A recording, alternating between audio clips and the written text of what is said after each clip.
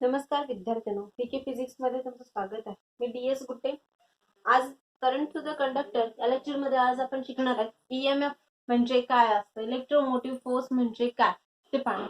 आतापर्यंत आपण रेझिस्टन्स कशा प्रकारे असतात, रेझिस्टिव्हिटी म्हणजे काय, ह्या सर्व बाबी आपण शिकलेलो आहोत. ठीक आहे. तर आता आपल्याला शिकायचे EMF म्हणजे काय आहे. EMF म्हणजे काय, इलेक्ट्रोमोटिव्ह फोर्स.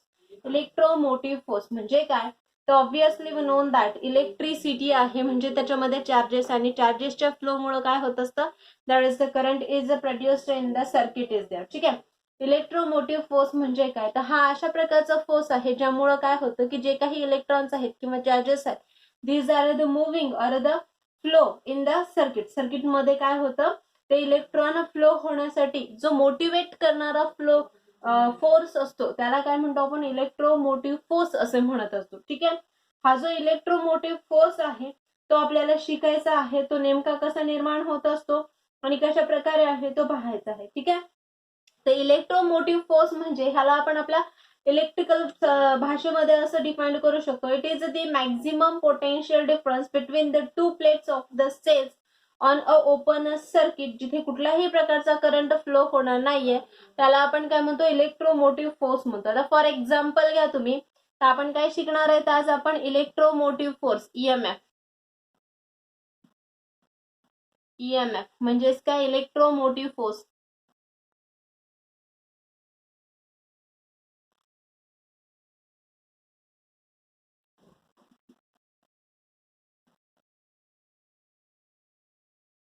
Electromotive force. ठीक आहे.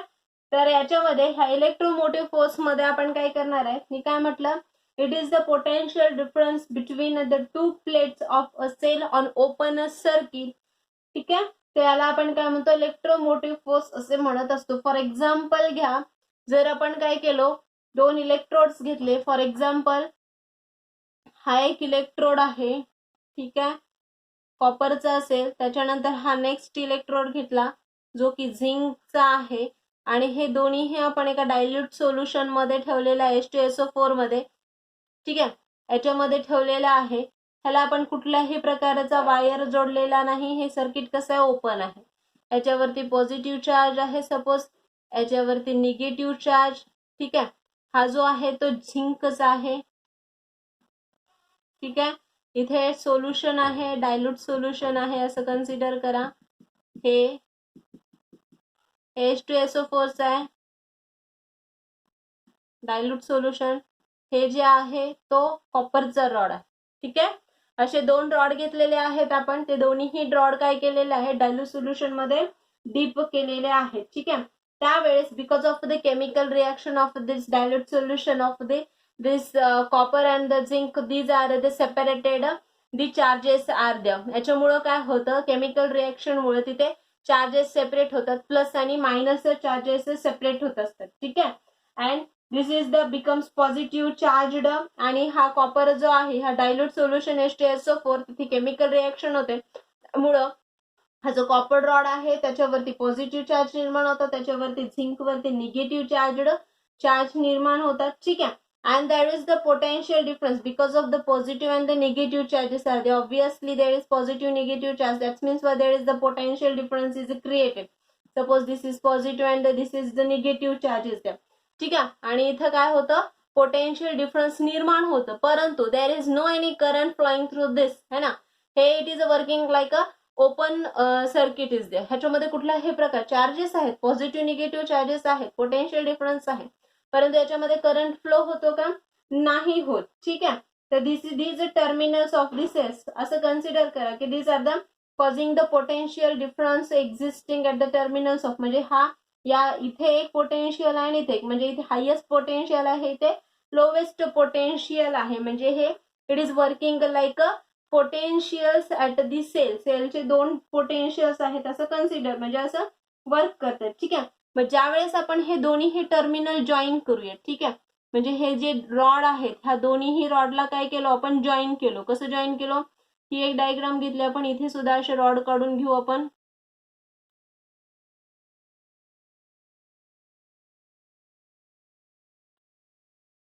हे सुद्धा असे डायल्यूट सोल्युशन मध्ये घेतले आणि याला आपण एखाद्या याच्याने आपण काय केलं, जॉईन करून घेतलेलं आहे वायरने.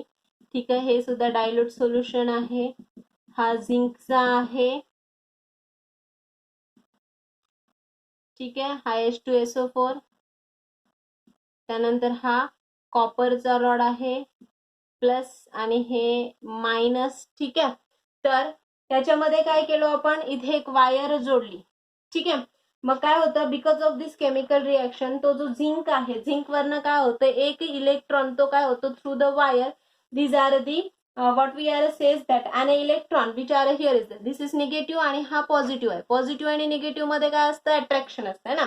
इथे आपण एक वायर जोडलेली आहे. मग आता इथेच असलेला जो काही इलेक्ट्रॉन आहे ऑब्विसली हा इलेक्ट्रॉन काय होईल, इकडे पॉझिटिव्ह कडे अट्रॅक्ट व्हायला सुरुवात होईल. ठीक आहे, मग इथे काय केमिकल आहे, कुठलं H2SO4 आहे. ठीक आहे, it causes some amount of the force and which is the whatever there is the one electron of this zinc, it is passing through this wire towards this here. ठीक आहे, हा जो electron आहे इकडून इकडे पॉझिटिव्ह कडे काय होईल, अट्रॅक्ट होईल. म्हणजे काय झालं, झिंक वरती एक इलेक्ट्रॉन कमी झाला है ना. इथे एक इलेक्ट्रॉन काय झालेला, कमी झालेला आहे. ठीक आहे, and because of this chemical action of the cell काय होईल, इथे there is the one of the electron is transferred from copper to the zinc. काय होणार आहे पहा, हा जो काही इलेक्ट्रॉन आहे हा कॉपरचा, आता काय झालं, हा झिंक मधला एक इलेक्ट्रॉन इकडे आला. ठीक आहे, म्हणजे इथे एक इलेक्ट्रॉन कमी पडला. मग हा कॉपर काय करेल, हा because of this chemical reaction हा जो काय करणार आहे, इथलचा एक इलेक्ट्रॉन ह्या झिंकला देईल फॉर द मेंटेनन्स. ठीक आहे, मग अशा प्रकारे ही जी प्रोसेस आहे कंटिन्युअस चालू राहील, जोपर्यंत इथे केमिकल एनर्जी आहे तोपर्यंत ही कंटिन्युअस चालू राहील. ठीक आहे, तर from this here is the we can say that means what here is this amount of the force is exerted internally. ठीक आहे, इथं काय व्हायला, एक फोर्स एक्झर्ट व्हायलेला आहे हा इलेक्ट्रॉन पास होण्यासाठी, ट्रान्सफर होण्यासाठी किंवा फ्लो होण्यासाठी. मग त्याला आपण काय म्हणतो, मोटिवेटिंग फोर्स, म्हणजेच त्याला आपण EMF म्हणूच, इलेक्ट्रोमोटिव्ह फोर्स. ठीक आहे, हा जो फोर्स आहे त्या फोर्समुळे एक इलेक्ट्रॉन पूर्ण सर्किट मध्ये काय होतो, फ्लो व्हायला लागले. Because of this force is द्या, आणि त्यालाच आपण इलेक्ट्रोमोटिव्ह फोर्स असे म्हणतो. यालाच आपण म्हणू शकतो, इलेक्ट्रोमोटिव्ह फोर्सला अजून एका भाषेमध्ये डिफाईन्ड करता येतं, energy supplied by the cell to drive a unit charged once around the complete circuit. म्हणजे हा अशा प्रकारचा एक फोर्स आहे किंवा एक एनर्जी आहे जे की त्या इलेक्ट्रॉनला सप्लाय केली जाते, जेणेकरून तो इलेक्ट्रॉन पूर्ण सर्किट मध्ये एक राउंड कंप्लीट करू शकेल. हा जो फोर्स आहे, ही जी एनर्जी आहे, त्या एनर्जीला सुद्धा आपण काय म्हणतो, इलेक्ट्रोमोटिव्ह फोर्स म्हणतो. पहा, EMF म्हणजे काय म्हटलं आहे, this is the energy supplied by the cell to drive a unit charge once around the complete circuit.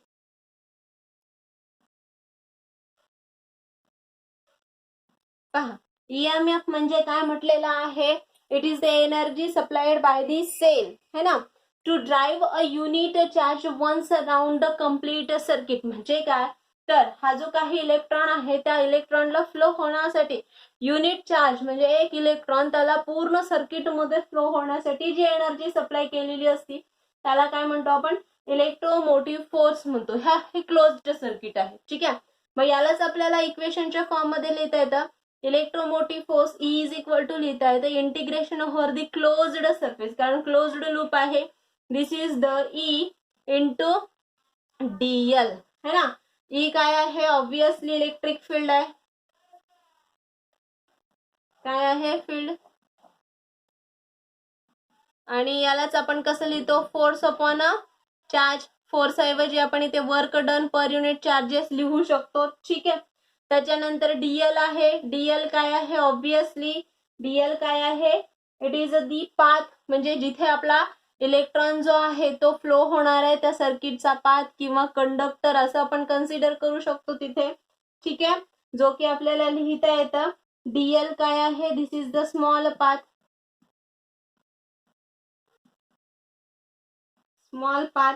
ठीक आहे, आणि हा जो काही ईएमएफ आहे त्याचं एसआय युनिट लिहिता येते ऑब्विसली आपल्याला. एसआय युनिट जे आहे of EMF is the volt असंही लिहिता येतं, किंवा as per the definition force upon a charges म्हटलं आपण, विच इज इक्वल टू काय लिहिता येईल, जूल पर सेकंड म्हणजेच वर्क अपॉन अ क्यू म्हणजेच काय लिहिता येतं, जूल पर कुलोम असं देखील आपल्याला काय लिहिता येतं, ईएमएफचा युनिट लिहिता येतं. ठीक आहे. This is about the EMF of the cell. EMF of the cell म्हणजे काय म्हटलं, it is the electromotive force. आणि हा इलेक्ट्रोमोटिव्ह फोर्स म्हणजेच काय, energy supplied by the cell to drive a unit charge once around the complete circuit. म्हणजे एका पूर्ण सर्किट मध्ये एक चार्ज फ्लो करण्यासाठी जी काही एनर्जी सप्लाय केली जाते इंटरनली त्या सेल कडनं, त्याला आपण ईएमएफ ऑफ द सेल असे म्हणत असतो. ठीक आहे.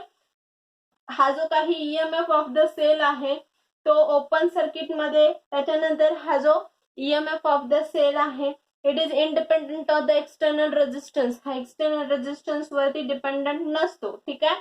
हा डिपेंडंट कशावरती असतो, कुठल्या प्रकारचे इलेक्ट्रोड्स आपण त्या सेल मध्ये यूज केलेला आहे आणि कुठल्या प्रकारचं सोल्युशन आपण तिथे यूज केलेलं आहे, त्याच्यानंतर कॉन्सन्ट्रेशन ऑफ द सोल्युशन वरती पण आधारित असतं. त्याच्यानंतर हा ईएमएफ काय करतो, हा मेंटेन करतो काय, पोटेन्शियल डिफरन्स मेंटेन करतो. ठीक आहे. त्यानंतर जर suppose there is a no current is flowing through this at that time, the EMF of the cell is greater than the potential difference. त्याच्यानंतर this is about the EMF of the cell is there. ठीक आहे. EMF of the cell म्हणजे काय समजलं, electromotive force. Electromotive force म्हणजे काय, this is the force which is exerted on the electron to flow in a complete circuit. ठीक आहे. एका इलेक्ट्रॉनला पूर्ण कंप्लीट सर्किट मध्ये फ्लो होण्यासाठी जी काही एनर्जी सप्लाय केली जाते त्याला इलेक्ट्रोमोटिव्ह फोर्स असे आपण म्हणत असतो. ठीक आहे. त्यानंतर आपल्याला पाहायचंय internal resistance of the cell. Internal resistance काय असतं, कारण आपण सेल पाहिलेला आहे. ईएमएफ म्हणजेच ऑब्विसली इथे पण आपण काय सांगितलं, this is the potential difference which is given by the cell. त्या सेल कडनं मिळणारे जे पोटेन्शियल डिफरन्स आहे ओपन सर्किट मध्ये त्याला आपण ईएमएफ म्हटलो है ना. मग हा या सेलचे इंटरनल रेजिस्टन्स काय असतं ते पाहणार आता आपण. इंटरनल रेजिस्टन्स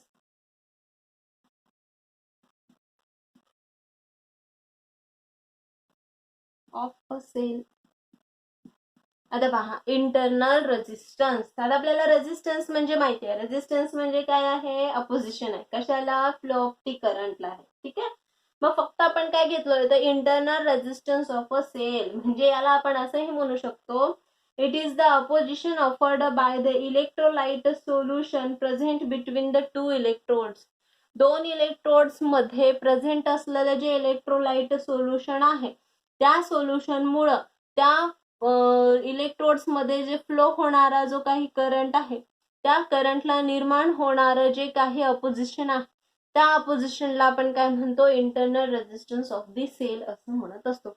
आताच ईएमएफ मध्ये आपण दोन इलेक्ट्रोड्स घेतले होते, कॉपर आणि झिंक, ठीक आहे ना, आणि त्यांच्यामध्ये एक सोल्युशन घेतलं होतं H2SO4 है ना.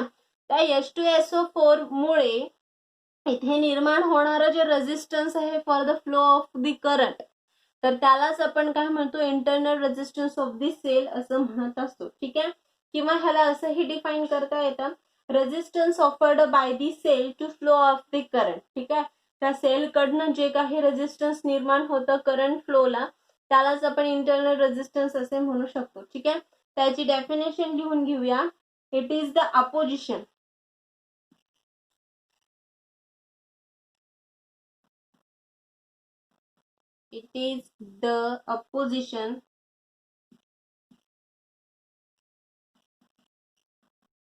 offered by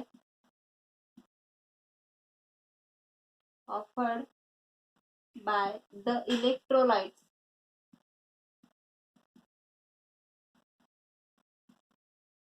किंवा चालते इलेक्ट्रोलाइट्स किंवा इलेक्ट्रोलॅटिक सोल्युशन प्रेझेंट किंवा बिटवीन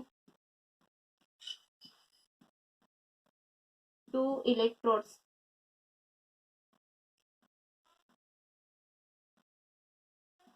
ठीक आहे, याला काय म्हणतो आपण, इंटरनल रेजिस्टन्स असे म्हणत असतो. ठीक आहे, हा जो इंटरनल रेजिस्टन्स आहे तो वेगवेगळ्या बाबींवरती आधारित असतो. तर कुठल्या कुठल्या पहा, डिपेंड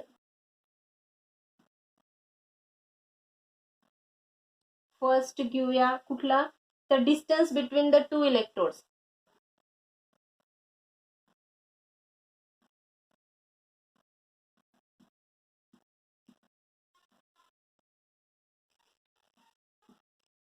तर पहा, इंटरनल रेजिस्टन्स जो आहे this is denoted by the small, आणि तो कशावरती आधारित आहे, दोन इलेक्ट्रोडच्या डिस्टन्स मध्ये तो डायरेक्टली प्रोपोर्शनल आहे. ठीक आहे, जर सपोज आपण काय केलं, डिस्टन्स इंक्रीज केलं तर काय होतं, रेजिस्टन्स इंक्रीज होतं.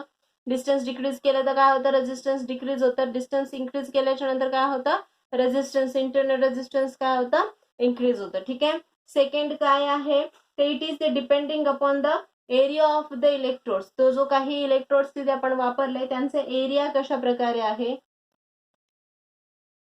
Of electrodes. इथे इन्व्हर्स रिलेशन आहे, R is inversely proportional to A. ठीक आहे, म्हणजे काय, जर आपण क्रॉस सेक्शनल एरिया जर डिक्रीज केला तर रेजिस्टन्स काय होईल, इंक्रीज होईल. क्रॉस सेक्शन एरिया जर आपण इंक्रीज केला तर रेजिस्टन्स काय होईल, डिक्रीज होईल. कुठलं रेजिस्टन्स आहे, ऑब्विसली कुठलं रेजिस्टन्स आहे, this is the resistance, internal resistance of the cell. सेलचं आपण इंटरनल रेजिस्टन्स पाहतो.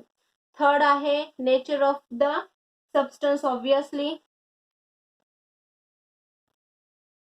नेचर ऑफ द इलेक्ट्रोलाइट्स असेल. त्याच्यानंतर कॉन्सन्ट्रेशन आहे, तो जो काही इलेक्ट्रोलाइट्स आहे त्या इलेक्ट्रोलाइटचं कॉन्सन्ट्रेशन कसं आहे.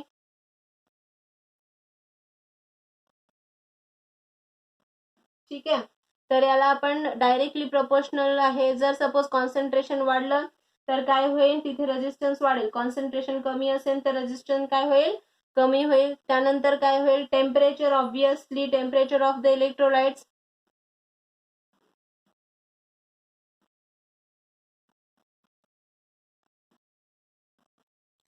इथे रिलेशन आहे इन्व्हर्सली प्रोपोर्शनल. हे सगळं तुम्हाला लिहून घ्यायचं आहे. इंटरनल रेजिस्टन्स, इंटरनल रेजिस्टन्स म्हणजे आपण काय सांगितलं, it is the opposition offered by the electrolytes present between the two electrons. दोन इलेक्ट्रॉन्स मध्ये जे काही इलेक्ट्रोलायटिक सोल्युशन आहे त्यांच्यामुळे जे निर्माण होणारं रेजिस्टन्स आहे त्याला आपण internal resistance of the cell म्हणतो. कशा कशावरती आधारित आहे, तर दोन इलेक्ट्रोड्स मध्ये किती डिस्टन्स आहे त्यावर डायरेक्टली प्रोपोर्शनल रिलेशन आहे. म्हणजे डिस्टन्स वाढवलं का इंटरनल रेजिस्टन्स वाढते, डिस्टन्स कमी केलं का इंटरनल रेजिस्टन्स कमी होते. ठीक आहे, नेक्स्ट आहे एरिया ऑफ द इलेक्ट्रोड. जर एरिया ऑफ द इलेक्ट्रोड वाढवला आपण, समजा हा जो इलेक्ट्रोड आहे थिन असेल, ठीक आहे, तर त्यावेळेस काय होणार आहे, ऑब्विसली आर कमी असणार आहे. ठीक आहे, आणि हा जो इलेक्ट्रोड आहे असा ब्रॉड असेल त्यावेळेस काय होईल, रेजिस्टन्स काय होईल, मोठा असेल तर काय होईल, रेजिस्टन्स मॅक्झिमम असेल, आणि कमी असेल तेव्हा काय होईल, हा मिनिमम असेल. ठीक आहे, त्याच्यानंतर म्हणजे इन्व्हर्सली प्रोपोर्शनल रिलेशन आहे. एरिया वाढला का रेजिस्टन्स कमी होईल, एरिया कमी झाला का रेजिस्टन्स वाढेल. ठीक आहे, त्यानंतर नेचर ऑफ द, ऑब्विसली कुठल्या प्रकारचे इलेक्ट्रोड्स आहेत त्यावरती आधारित असणार आहे. त्यानंतर concentration of the electrolytes, obviously electrolytes कसं आहे, डायल्यूट आहे का कॉन्सन्ट्रेट आहे. जर समजा कॉन्सन्ट्रेटेड असेल त्यावेळेस रेजिस्टन्स मॅक्झिमम असेल, डायल्यूट असेल त्यावेळेस रेजिस्टन्स कमी असेल. ठीक आहे, टेम्परेचर ऑफ द इलेक्ट्रोलाइट्स कसं आहे, तो ऑब्विसली टेम्परेचर वरती सुद्धा इंटरनल रेजिस्टन्स डिपेंडेंट आहे. म्हणजे R is inversely proportional to temperature. Temperature जर इंक्रीज झालं तर रेजिस्टन्स काय होईल, डिक्रीज होईल. टेम्परेचर डिक्रीज झालं तर रेजिस्टन्स काय होईल, इन्क्रीज होईल. म्हणजे इन्व्हर्सली प्रोपोर्शनल रिलेशन आहे. ठीक आहे, पॉज करा आणि लिहून घ्या. चला, लिहून घ्यायचं आहे तुम्हाला. त्यानंतर नेक्स्ट घ्या, दिस इज अबाउट. त्यानंतर एखादा सेल आयडेंटिकल केव्हा असतो, ऑब्विसली ज्या वेळेस तिथलचं रेजिस्टन्स जे आहे 0 असेल. म्हणजे एखादा सेल आहे त्या सेलचा इंटरनल रेजिस्टन्स काय असेल, 0 असेल. त्यावेळेस काय होतं, तो जो सेल आहे तो सेल कसा असतो, आयडियल सेल असतो. म्हणजे अतिशय उत्कृष्ट प्रकारचा सेल असतो. हा सेल विथ इंटरनल रेजिस्टन्स सर्किटमध्ये कसं डिनोट केलं जातं, हा सेल आणि त्याच्यामध्ये काय आहे, हा इंटरनल रेजिस्टन्स, हे अशा प्रकारे काय केलं जातं, डिनोट केलं जातं. हा सेल ठीक आहे. ह्या अशा प्रकारे हा टोटल सेल झाला, म्हणजे प्लस इंटरनल रेजिस्टन्स. ठीक आहे. हा आयडियल केव्हा असतो, सेल आयडियल केव्हा असतो, जेव्हा R इज इक्वल टू 0 असतं. ठीक आहे. सेल आयडियल केव्हा असतं, जेव्हा त्याचं जे इंटरनल रेजिस्टन्स आहे ते रेजिस्टन्स कसा असतो, 0 असतो, तेव्हा तो सेल कसा असतो, आयडियल असतो. त्याच्यानंतर सर्किट मध्ये तुम्ही पाहिले हा सेल, ह्या सेललाच काय असतं, रेजिस्टन्स हा नेहमी सिरीज मध्ये जोडला जातो. ठीक आहे.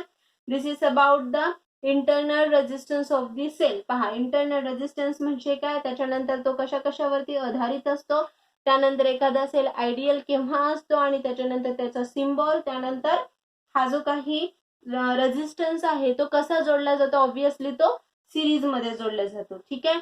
This is about the internal resistance of the cell. समजले इथपर्यंत. यानंतर आपण नेक्स्ट टॉपिक पाहणार आहोत, terminal potential difference of the cell. हे आपण पाहिलं internal resistance of the cell बाबतीत. ठीक आहे. तर आपण पहा, ईएमएफ पाहिलं है ना, ईएमएफ ऑफ द सेल पाहिलं, म्हणजे कुठलाही सेल आहे तर त्याचं ईएमएफ काय असतं. ईएमएफ झाल्याच्या नंतर आपण काय पाहिलेलो, internal resistance of the cell पाहिलेलो. ठीक आहे. मग आता आपल्याला काय करायचंय, terminal potential difference of the cell पाहायचे. काय पाहायचंय, terminal potential difference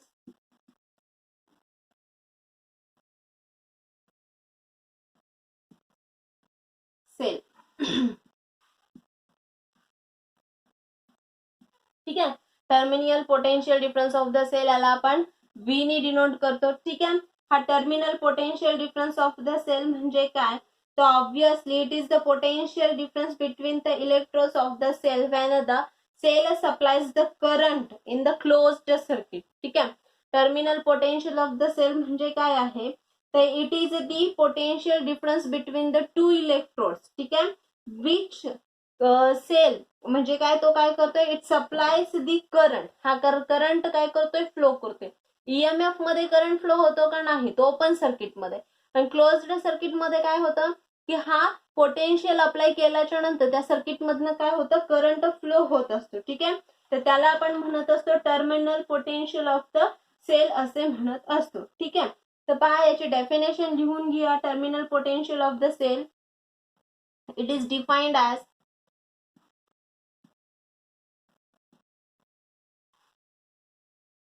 as the potential difference between the electrodes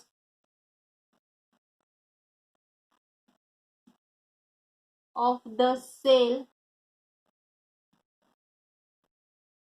when the cell supply current. त्याच्यामध्ये सर्किट कसं असणार आहे, ऑब्विसली क्लोज्ड सर्किट असणार आहे.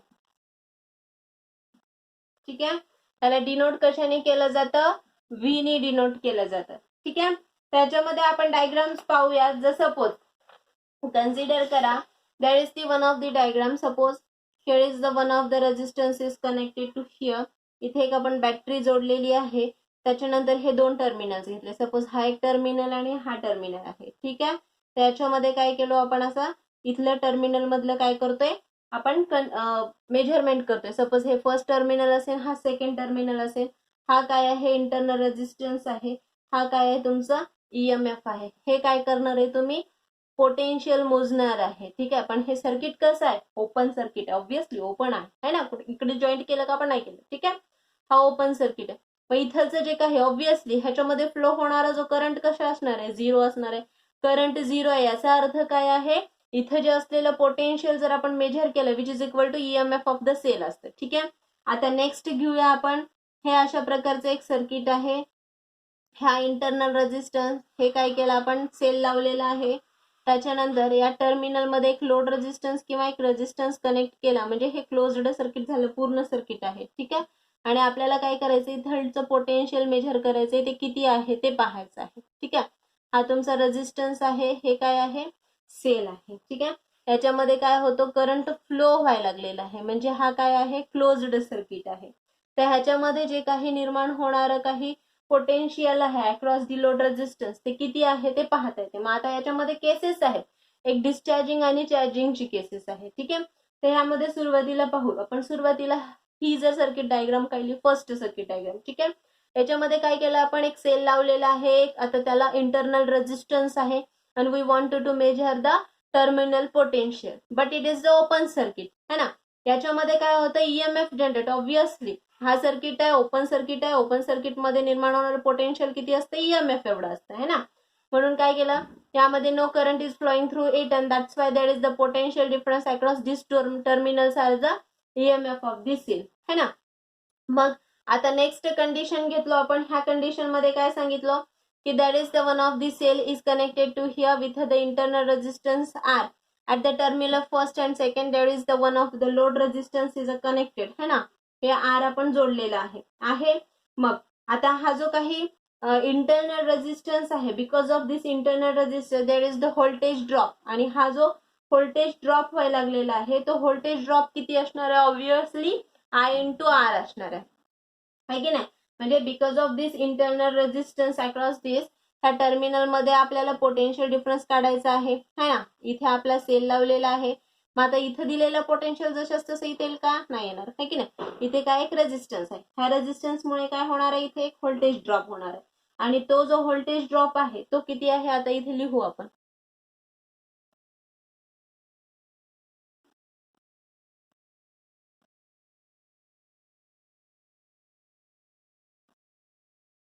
विच इज इक्वल टू किती येतं, I into R येतं बरोबर आहे की नाही. मग आता because of this voltage drop इथं जे पोटेन्शियल आहे ते पोटेन्शियल ह्या ईएमएफ पेक्षा कसं असणार आहे, कमी असणार आहे ना. कारण इथे थोडंसं पोटेन्शियल काय व्हायला, लॉस व्हायला लागलेलं आहे, ड्रॉप व्हायला. त्यामुळे इथलचं पोटेन्शियल कसं असणार आहे, ऑब्विसली कमी असणार आहे ना. मग टर्मिनल पोटेन्शियल कसं असणार आहे, obviously less than the EMF असणार आहे. पोटेन्शियल डिफरन्स कसं असणार आहे, लेस दॅन द ईएमएफ असणार आहे ऑब्विसली. ठीक आहे, मग आता पाहू आपण कसं केलंय. पहा, मी काय म्हटलेलं आहे की जे काही पोटेन्शियल डिफरन्स आहे ते कसं आहे, लेस दॅन द ईएमएफ आहे. अकॉर्डिंग टू द काय घेणार तुम्ही, ओहम्स लॉ. काय सांगतो आपला ओहम्स लॉ, टोटल जर तुम्ही ईएमएफ कॅल्क्युलेट केलं, whatever that is the is equal to काय करता येतं, I इंटू टोटल रेजिस्टन्स है ना. मग आता टोटल रेजिस्टन्स कसं काढणार तुम्ही, RT टोटल रेजिस्टन्स म्हणजे हा इथलचा तुमचा R, आणि प्लस काय होईल, हा इथलचा रेजिस्टन्स हा स्मॉल R येईल. हे पुटअप करा. चला पॉज करून तुम्हाला लिहून घ्यायचं आहे लगेच. झालंय लिहून, व्हेरी गुड. चला आता नेक्स्ट पाहू आपण. काय म्हटलेलं आहे पहा, पोटेन्शियल डिफरन्स काढायचे आपल्याला. टर्मिनल पोटेन्शियल डिफरन्स काय घेतलं, E इज इक्वल टू घेतलेलं आहे काय, I into total resistance equal to हा I. टोटल रेजिस्टन्स किती आहे तुमचा, कॅपिटल R प्लस हा स्मॉल R आहे हा E इज इक्वल टू. ठीक आहे, मग आता ही टर्म तुम्हाला लिहिता येते कशी, मग current flowing through it is equal to काय येतं, I इज इक्वल टू काय येईल, E अपॉन R प्लस काय होईल, स्मॉल R येईल का, येईल, correct. Then this is about it. त्याच्यानंतर हे आपण काय काढलं, current flowing through the circuit काढलेलं आहे. ठीक आहे, मग त्याच्यानंतर काय करायचं आहे आपल्याला, ईएमएफ म्हणजे पोटेन्शियल काढायचे. कसं काढणार पहा, अक्रॉस द रेजिस्टन्स R काढायचे ना. मग काढा, चला E इज इक्वल टू काय, हे सॉल्व्ह करा, I इंटू R प्लस काय आहे, हा I इंटू स्मॉल R आहे. ठीक आहे, IR म्हणजे काय, पोटेन्शियल अक्रॉस दी R, आणि हा IR म्हणजे काय, potential across the small R आहे. मग आता E इज इक्वल टू किंवा E minus IR is equal to काय येतं, हे तुमचा IR येतं, आणि हा IR म्हणजे काय, V येतो इज इक्वल टू काय आहे, E minus I into R येतं. म्हणजेच पहा काय येतं तुमचं, potential difference across the load resistance किंवा resistance R is equal to काय येतं, V इक्वल टू काय येतं, E minus I into R येतं. ठीक आहे, तर हे काय काढलं आपण, टर्मिनल पोटेन्शियल काढलं, म्हणजे ऍट दी लास्ट 1 and 2 मधला अक्रॉस दी लोड रेझिस्टन्स काढलं. ठीक आहे. मग आता पहा टोटल ईएमएफ ई आहे, त्यामधनं आय आर आपण मायनस केला तर आपल्याला टर्मिनल पोटेन्शियल मिळालं. ह्या इक्वेशन वरनं आपण काय सांगू शकतो, पोटेन्शियल जे आहे terminal potential is less than the काय म्हटलेलं आहे आपण, ई म्हटलेलं आहे ना. तर this is the equation for दिस. समजले. पहा हे टर्मिनल पोटेन्शियल आहे किंवा टर्मिनल पोटेन्शियल डिफरन्स आहे. ठीक आहे. तर ह्या इक्वेशन वरनं आपण इंटरनल रेझिस्टन्स साठी सुद्धा फॉर्म्युला कॅल्क्युलेट करू शकतो. कसं कॅल्क्युलेट करता येतं पहा, हे रेझिस्टन्स घेतलं का आपण, घेतलंय, ह्या रेझिस्टन्स वरनच कॅल्क्युलेट करता येतं. कसं कॅल्क्युलेट करणार आहे तुम्ही, हा I R is equal to काय होतं, काय होतं सांगा, ई मायनस व्ही होतं. म्हणजेच काय होतं, स्मॉल आर, सॉरी हे स्मॉल आर आहे आपला. ठीक आहे. Small R is equal to काय होतं हे पहा, ई मायनस व्ही अपॉन हा आय इथे आला. ठीक आहे. म्हणजे internal resistance is equal to E minus V upon काय होते, आय होते. ठीक आहे. यावरनं काय करू शकतो आपण, internal resistance of the circuit सुद्धा कॅल्क्युलेट करू शकतो. ठीक आहे. This is about it. मग आय म्हणजे काय असतं, आय म्हणजे काय असतं, आय म्हणजे व्ही बाय आर असतं है ना. पुटअप करायच्या मध्ये हे पण ठेवता येतं आपल्याला, minus V upon V by R म्हणजे काय येतं, V upon R into R येतं है ना. म्हणजेच हा पण आपल्याला इक्वेशन वापरता येतं, R is equal to minus V upon V into हा आर. ठीक आहे. हे सुद्धा इक्वेशन आपल्याला वापरता येतं इंटरनल रेझिस्टन्स कॅल्क्युलेट करण्यासाठी. याच्यामध्ये आपण काय घेतलं, since I is equal to काय घेतलेलं आहे, व्ही अपॉन आर घेतलेला आहे. ठीक आहे. This is about the terminal potential difference. ठीक आहे. पहा हे आपण काय पाहिलं, टर्मिनल पोटेन्शियल डिफरन्स पाहिलेला आहे. चला लिहून घ्या. त्यानंतर पाहायचं आहे आता हे टर्मिनल पोटेन्शियल जे की मी तुम्हाला आता सांगितलं. ठीक आहे. तर त्याच्यामध्ये आपण काही टर्म्स पाहू, जसे की आता मी तुम्हाला ज्या सांगितलेल्या टर्म्स आहेत त्या तुम्हाला परत एकदा रिवाइज करते. पहा काय सांगितलं होतं, जेव्हा ओपन सर्किट असतं, काय म्हटलेलं, जेव्हा ओपन सर्किट असतं त्यावेळेस काय होतं, फर्स्ट कंडिशन जर आपण घेतली, ओपन सर्किट आहे, ओपन सर्किट मध्ये काय होतं, आय इज इक्वल टू 0 असतो है ना. आय इक्वल टू 0 असतो म्हणजे टर्मिनल पोटेन्शियल किती असतं, इक्वल टू द ईएमएफ असतं ऑब्विसली, हे की नाही. हे आपण कसं काढलं पहा ना, V इज इक्वल टू काय तुमचा formula, EMF minus I into R. 0 into R म्हणजे 0, म्हणजेच काय झालं, V इक्वल टू आय, हे की नाही. त्याच्यानंतर नेक्स्ट कंडिशन घेऊ आपण. ठीक आहे. क्लोज्ड सर्किट मध्ये, क्लोज्ड सर्किट मध्ये काय होतं, potential across the terminal potential घेतलं अक्रॉस द लोड रेझिस्टन्स आपल्याला काढायचं असते. ठीक आहे. म्हणजे काय व्हायलंय, त्याच्यामध्ये करंट फ्लो व्हायलाय, देन करंट फ्लो. ठीक आहे. मग त्यावेळेस काय करता येते आपल्याला, voltage across the terminal potential.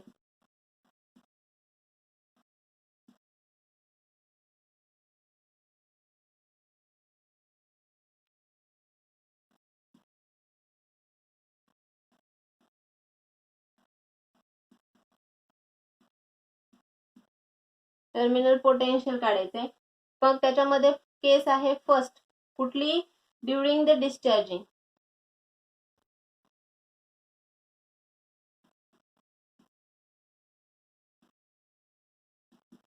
Discharging म्हणजे काय इथे, की the load resistance is set to be discharge, म्हणजे I to the load resistance, current काय होतो त्या लोड रेझिस्टन्स मध्ये फ्लो होतो. काय होतो, हा करंट जो आहे टू लोड रेझिस्टन्स,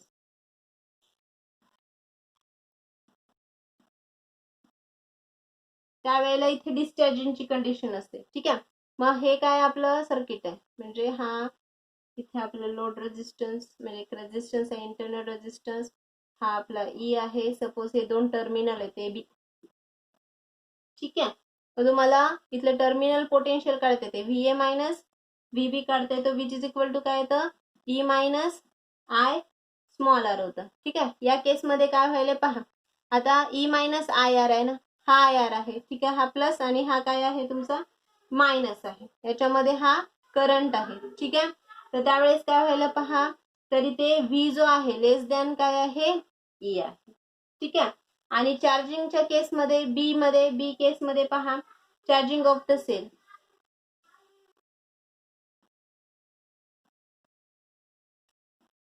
इथे काय होतं, डीसी सप्लाय होतो.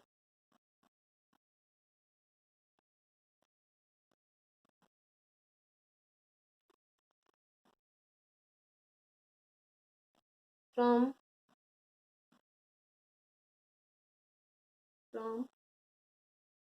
DC charging source.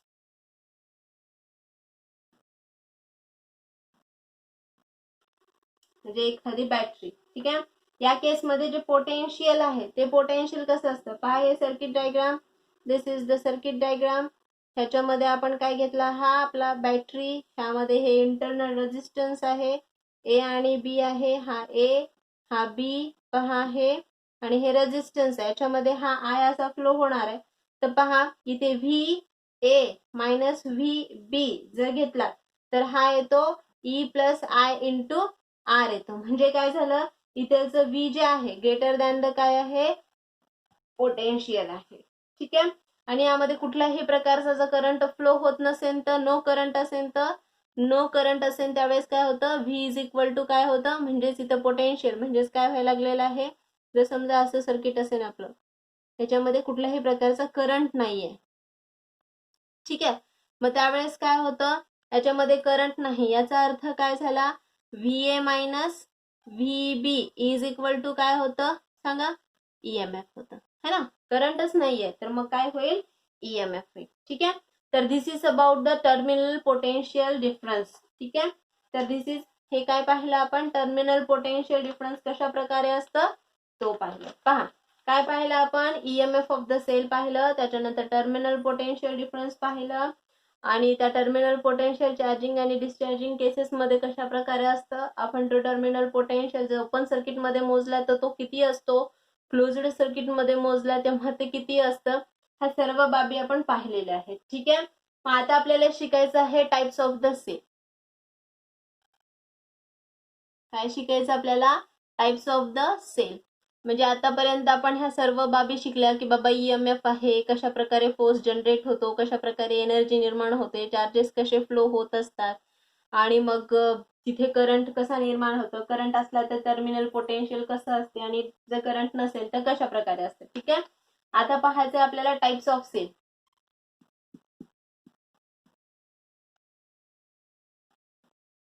ठीक आहे. याच्यामध्ये टाइप्स आहेत पहा, प्रायमरी सेल, त्यानंतर सेकंडरी,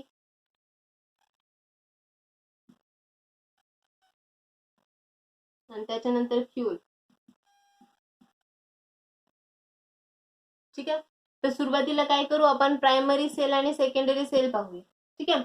तर प्रायमरी सेल जे आहे तर हे अशा प्रकारचे सेल असतात की जे चार्ज करता येत नाहीत आपल्याला, म्हणजे एकदा यूज केला आपण त्यांना की झालं, म्हणजे हे कॅन नॉट बी चार्जड, यांना आपण चार्ज करू शकत नाही, परत चार्जिंग करून यूज करू शकत नाही, यूज अँड थ्रो असतात. ठीक आहे. तर जसं की आपले ड्राय सेल आहेत त्यांना आपण काय म्हणतो, प्रायमरी सेल्स म्हणतो, ह्यांना कॅन नॉट बी चार्ज.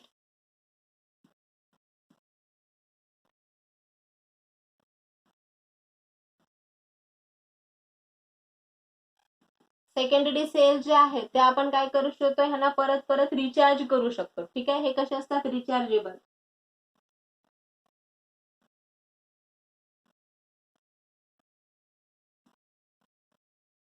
ठीक आहे. हे परत रिचार्ज करू शकतो किंवा ह्यांना रिड्यूस पण करू शकतो.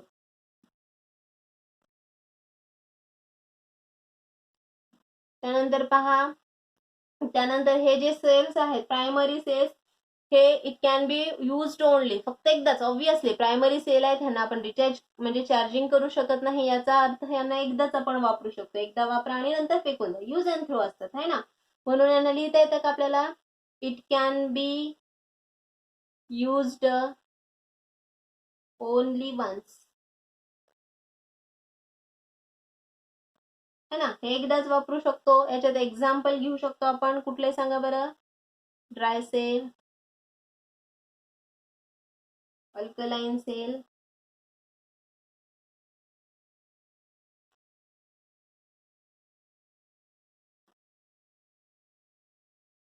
ठीक आहे, लिहू शकतो. त्यानंतर त्याचे ऍडव्हान्टेजेस म्हणलं तर लो कॉस्ट, स्वस्त असतात हे खूप. ठीक आहे, त्याच्यानंतर वापरायला सोपे असतात, हे की नाही.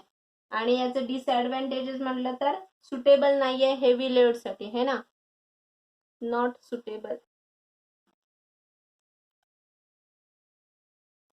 For heavy load. ठीक आहे, पहा प्रायमरी सेल हे चार्ज करू शकत नाही आपण. त्याच्यानंतर हे यूज एकदाच वापरू शकतो. त्यानंतर याच्यामध्ये एक्झाम्पल आहे ड्राय सेल, अल्कलाइन सेल.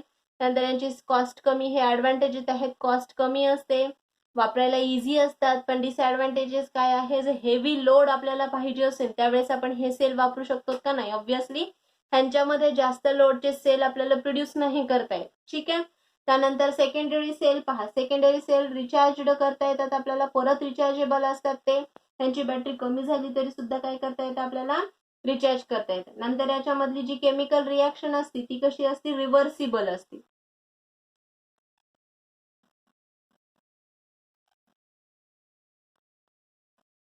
ही कशी असते, रिव्हर्सिबल असते.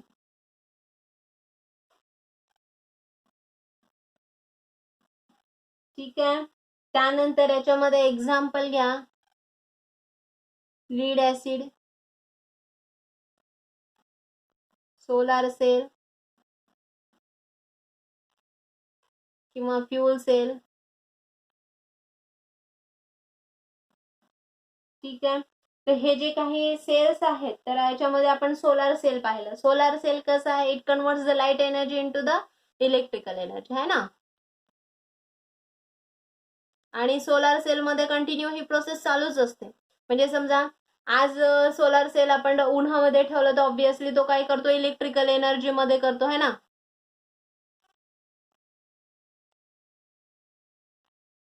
आणि पुन्हा पुन्हा आपल्याला वापरता येते, हो की नाही. तर मग हा सुद्धा काय आहे, ऑब्व्हियसली रिचार्जेबल आहे, परत आपल्याला रिचार्ज करता येतं. ठीक आहे, this is about the secondary cells are there. ठीक आहे, तर हे झालं आपल्या सेकंडरी सेल मध्ये. आता फ्यूल सेल काय आहे, तर ऑब्व्हियसली हे जे फ्यूल सेल आहे ते व्हेकल्स मध्ये वापरले जातात. आणि जे काही इलेक्ट्रिकल व्हेकल्स आहेत त्यांच्यामध्ये काय केलं जातं, हे फ्यूल सेल म्हणजे हे सगळे फ्यूल सेल जे आहेत ते व्हेकल्स मध्ये ऍज अ फ्यूल म्हणून वापरले जातात. त्याच्यानंतर जे इलेक्ट्रिकल व्हेकल आहे त्यांच्यामध्ये इन्स्टेड ऑफ अ फ्यूल्स तिथे लीड ऍसिड वापरलं जातं. बॅटरीज मध्ये फॉर द व्हेकल्स, बॅटरीला पॉवर देण्यासाठी काय केलं जातं, हे सेल वापरले जातात. त्याच्यानंतर हा जो फ्यूल सेल आहे याच्यामध्ये हायड्रोजन जो आहे तो ऍज अ फ्यूल म्हणून वापरला जातो. ठीक आहे, हा फ्यूल सेल कुठे वापरले जातात, व्हेकल्स मध्ये वापरले जातात. ठीक आहे, त्याच्यानंतर इलेक्ट्रिकल व्हेकल्स मध्ये काय केलं जातं, लीड ऍसिड वापरलं जातं फॉर द बॅटरी पॉवर साठी. त्याच्यानंतर फ्यूल सेल मध्ये हायड्रोजन जो आहे तो काय केला जातो, ऍज अ फ्यूल म्हणून वापरला जातो.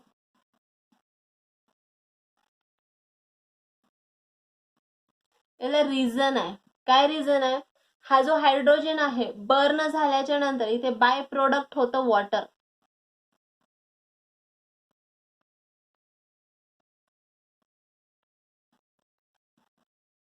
ठीक आहे, आणि हे खूप इम्पॉर्टंट आहे. ऑब्व्हियसली ग्रीन हाऊसेस मध्ये किंवा to reduce the emission of the green houses, हा जो काही बाय प्रोडक्ट आहे वॉटर हायड्रोजनचा तो अतिशय महत्वाचा आहे. आणि त्यामुळं हा व्हेकल्स मध्ये काय केलं जातं, हायड्रोजन ऍज अ फ्यूल म्हणून वापरलं जातं. ठीक आहे, तर पहा टाइप्स ऑफ सेल्स घेतले, त्याच्यामध्ये primary cell, secondary cell, fuel sale.